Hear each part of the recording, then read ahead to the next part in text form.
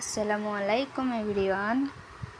আজকে নতুন এক ফল মাখা খেলাম। আপনারা বলেন তো এই ফলের নাম কি? ফলটা থেকে ভালোভাবে খোসা ছাড়িয়ে নিচ্ছি। খোসাটা ছাড়ানো হয়ে গেছে। এখন আমি ফলের মাঝখানে যে শক্ত অংশটা থাকে সেই অংশটা আমি ফেলে দেবো। এই জন্যে অংশটার থেকে ফলটা ভালোভাবে ছাড়িয়ে নিচ্ছি।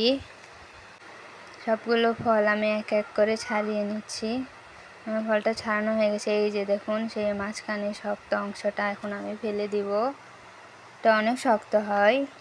অংশটা আমি ফেলে দেওয়ার পরে দেখুন কত সুন্দর কালার, তাই না? দেখেই তো জিভে জল এসে গেছে। এখন আমি 2টা শুকনা মরিচ নিয়েছি। মরিচগুলো পুড়িয়ে নেব ভালোভাবে। মরিচগুলো পোড়ানো হয়ে গেলে দেখুন মরিচগুলো পোড়ানো হয়ে গেছে। আমি গাছ থেকে 2টা লেবু পাতা এনেছি। লেবুর পাতা যে কোনো মাখায় দিলে মাখার টেস্টটা অনেক বেড়ে যায়। শুকনা মরিচ আর লবণ ভালোভাবে মেখে নিচ্ছি। তার ভিতরে একটু সরিষার তেল দিয়ে দিলাম। সরিষার তেলটা একটু পরিমাণে বেশি পড়ে গেছে, সমস্যা নেই। আমি সরিষার তেলের সাথে মরিচটা ভালোভাবে মিশিয়ে নিচ্ছি। তারপরে মরিচগুলোর সাথে আমি ফলটা ভালোভাবে মেখে নিচ্ছি। মেখে নেওয়ার পরে দেখুন এর ভিতরে একটু চিনি দিয়ে দিব। এই ফলটা অনেক টক হয়। যারা টক পছন্দ করে তাদের মিষ্টি না দিলেও চলবে, তো আমরা টক খেতে পারি না, তাই একটু আমি চিনি দিলাম। চিনি দিয়ে ভালোভাবে মিশিয়ে নিচ্ছি। মিশিয়ে নেওয়ার পরে এর ভিতরে আমি কিছু লেবু পাতা দিয়ে দেবো। এখন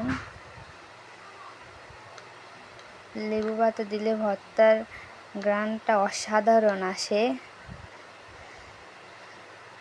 ভর্তার অন্যরকম টেস্ট লাগে।